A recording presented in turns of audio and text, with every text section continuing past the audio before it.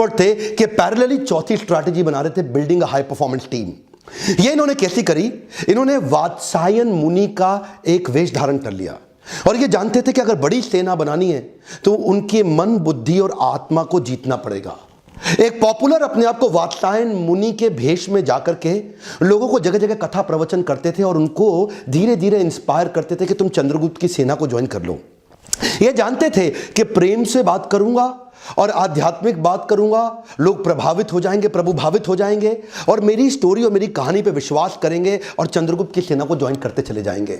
उनकी आत्मा, मन, बुद्धि को जीतने के बाद अपनी वाणी की शक्ति से उनको प्रभावित करके एक एक करके धीरे धीरे 8 लाख लोगों की सेना तैयार कर दी।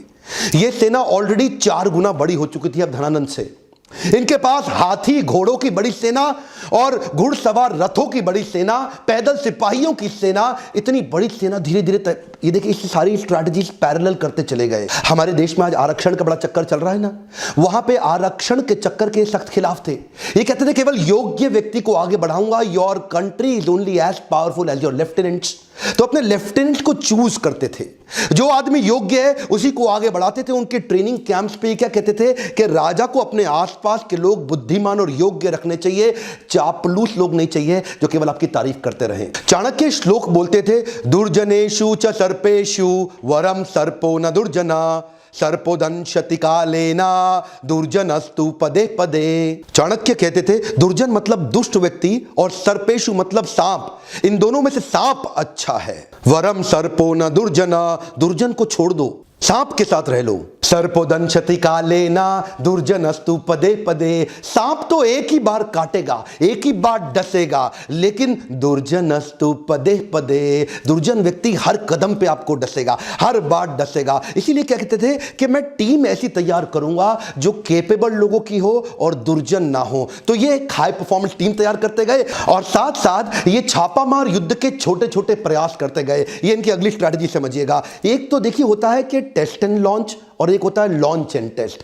टेस्ट एंड लॉन्च क्या होता है? पहले छोटे छोटे टेस्ट करो, पायलट एक्सपेरिमेंटेशन करो, छोटा टेस्ट करो और उसके बाद उसको वैलिडेट करो। और दूसरा क्या है, पहले लॉन्च कर दो और बाद में देखना टेस्ट करके रिजल्ट आया कि नहीं आया। जो पिछली गलती करी थी 5000 घोड़े सैनिक के साथ, वो क्या था, पहले लॉन्च कर दिया, बाद में टेस्ट से पता चला कि फेल हो गए। अब क्या करते थे, अब कहते थे अभ्यास करेंगे।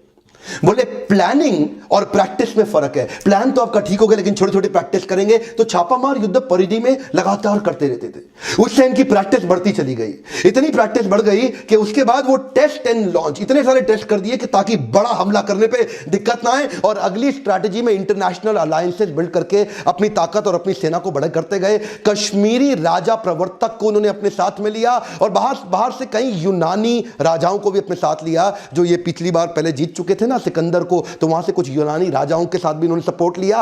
पोरस का भी सपोर्ट अपने साथ में लिया और कई समुद्री लुटेरों को भी अपने साथ में अपनी सेना में बनाया। इतनी बड़ी सेना बना करके ये 7 स्ट्रैटेजीज मिला के इकट्ठे चलते चले गए। एक एक करके अंदर घुस के पूरी धनानंद की नंदा डायनेस्टी को उखाड़ के खत्म कर दिया।